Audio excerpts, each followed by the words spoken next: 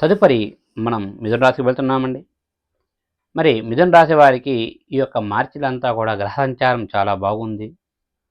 గతంలో పడ్డ కొన్ని చిన్న చిన్న ఇబ్బందులైతే పూర్తిగా తొలగిపోతూ ఉంటాయి నెమ్మదిగా. భార్యాభర్తల మధ్య మంచి సఖ్యత ఉంటుంది.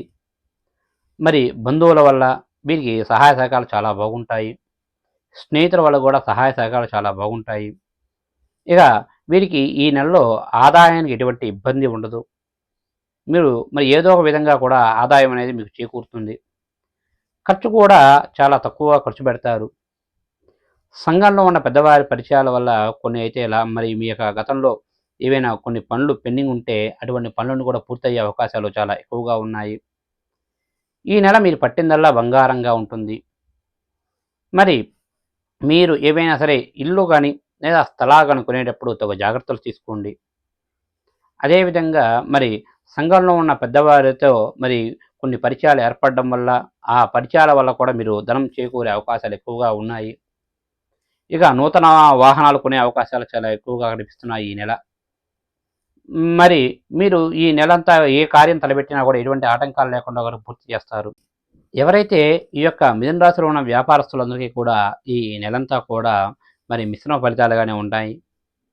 మరి మరి ఈ నెలలో మరి ప్రథమార్థం అంతా కూడా వీరికి అంత లాభాలు ఆర్జించే అవకాశాలు చాలా తక్కువగా ఉన్నాయి.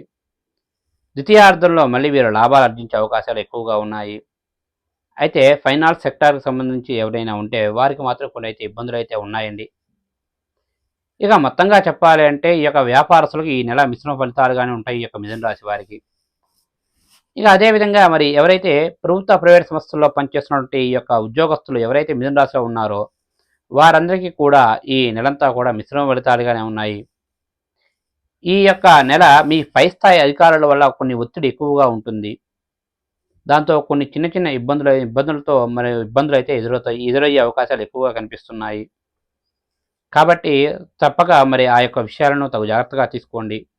కొన్ని విషయాల్లో మాట దొల్లే అవకాశాలు ఎక్కువగా కనిపిస్తున్నాయి కాబట్టి తగు జాగ్రత్తగా ఉండండి. అవసరం పెట్టుకుంటే అవి వాటి విషయాలలో వారిని మరి అడక్కపోవడం మంచిది.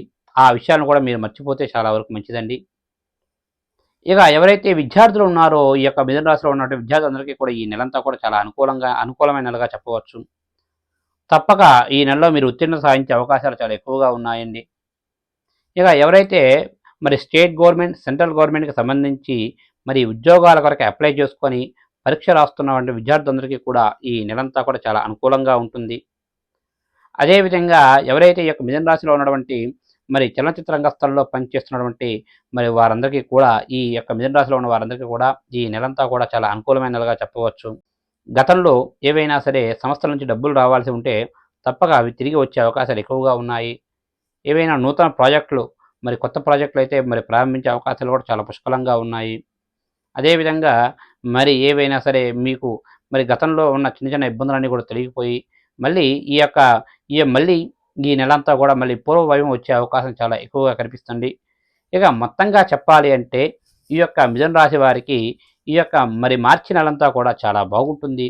అయితే కొన్ని ఇబ్బందులతో మొదలయ్యి మళ్ళీ చివరికి ద్వితీయార్థంలో అటువంటి ఇబ్బందులను తొలగిపోతాయండి. ఇక ఈ నెలలో వీరికి అనుకూలమైన రోజులుగా మరి 2వ తారీఖు, 5వ తారీఖు, 11వ తారీఖు, మరి 13వ తారీఖు, 18వ తారీఖు, 22వ తారీఖు, మరి 30వ తారీఖులు వీరికి అనుకూలమైన రోజులుగా ఉన్నాయండి. ఇక వీరికి ప్రతికూలమైన రోజులుగా మరి ఈ నెలలో వీరికి 7వ తారీఖు, 9వ తారీఖు, 15వ తారీఖు, 20వ తారీఖు, 25వ తారీఖు, మరి 27వ తారీఖులు వీరికి ప్రతికూలమైన రోజులుగా ఉన్నాయండి.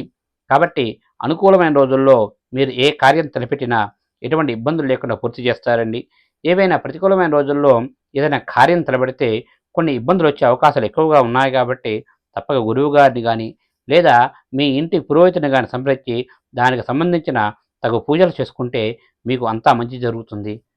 శుభస్య శీఘ్రం.